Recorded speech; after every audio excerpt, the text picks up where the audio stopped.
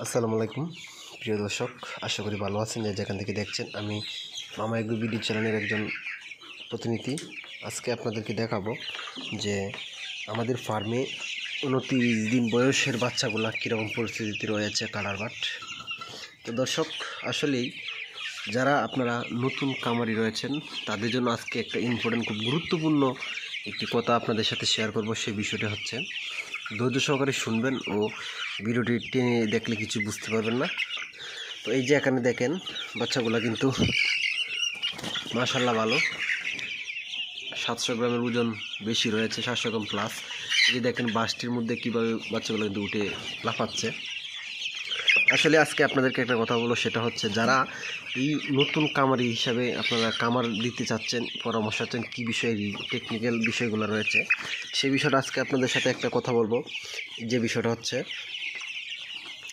আপনারা যতগুলো বাচ্চার জন্য শেড নির্মাণ করেন না কেন, আপনারা মাথায় রাখবেন যে বাচ্চার যখন আপনার বিক্রি করার সময় হয়ে যায়, তখন যদি আপনারা ভ্যাকেন্সি এর একটা শেড রাখতে পারেন, তাহলে আপনারা লাভজনক হতে পারবেন। এখন আপনার প্রশ্ন হতে যারা না বুঝতেছেন তাদের জন্য আমি কথাটা ক্লিয়ার ভাবে বলি, যেটা হচ্ছে আপনারা একটি বাচ্চা রেডি মুরগি হওয়ার আগে, মানে মুরগিটা বিক্রি করার 8 থেকে 10 দিন আগে আপনারা অন্য একটা শেডে অথবা অন্য একটা ঘরে আপনারা কিন্তু বাচ্চাগুলো আবার নতুন করে তুলে ফেলবেন, যাতে করে আপনারা এই মুরগিটা বিক্রি করার পর আপনারা আবার ওই নতুন যে বাচ্চাগুলো বোর্ডিংয়ে রাখবেন, ওই বাচ্চাগুলো এনে এখানে ছেড়ে দিতে পারেন। সেই জন্য আপনারা নতুন শেডের সাথে পাশাপাশি অন্য একটা ঘর, ছোটো অথবা এই রকম আর একটা শেড রাখবেন। যেরকম আমরা দেখেন, এই যে একটা ঘর, আর কোনো আমাদের বিকল্প কিন্তু কোনো ঘর নেই, যে কারণে আমরা বর্তমানে বাজার মূল্য কিন্তু মুরগি খুবই কম, বাচ্চার দামও কমে গিয়েছে অলরেডি,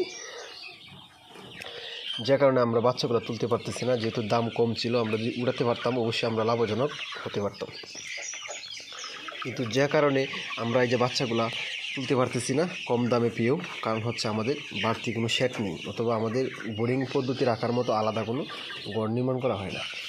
যে কারণে আপনাদেরকে আমরা বলতেছি, এই কারণে যাতে আপনারা এই ভুলটা না করেন সেই দিকে লক্ষ্য রাখবেন, যে আপনারা একটা শেডের পাশাপাশি অন্য একটা ঘর অথবা ছোট্ট একটা ঘর হলেও রাখবেন, যাতে করে যখন বাচ্চার দাম কমে যায় অথবা দাম কম থাকে মার্কেটে, তখন আপনারা এই বাচ্চাগুলো কিনে এনে বোর্ডিংয়ে রাখিয়ে দেবেন। আর পরবর্তীতে যখন আপনার বড় মুরগিটা বিক্রি হওয়ার সময় হয়ে যাবে, তখন ওটা বিক্রি করে দিয়ে আপনার ওই বাচ্চাটা এখানে নিয়ে আসবেন। তো খেয়াল রাখতে হবে, আপনারা রেডি মুরগি বিক্রি করার পরে ঘরটা ভালোভাবে পরিষ্কার করে বায়ু দূষণ অথবা জীবাণুমুক্ত করে তারপর কিন্তু ওই বাচ্চাটা এখানে ছাড়তে হবে, অথবা 1-2 দিন পরে। তো দর্শক, অবশ্যই আপনাদেরকে এই বিষয়টা শেয়ার করার জন্য আমি আজকে খুবই গুরুত্বপূর্ণভাবে আপনাদেরকে শর্টকাটে বলে দিলাম। আপনারা আরও ভিডিও পেতে মামা এগ্রো চ্যানেলের পাশে থাকবেন। আপনারা ফিশারি, মাছ, গরু, ছাগল ইত্যাদি পরামর্শমূলক ভিডিও পেতে আমাদের চ্যানেলে চোখ রাখবেন। তো সবাই ভালো থাকবেন, দেখা হবে পরবর্তী অন্য কোনো ভিডিওতে।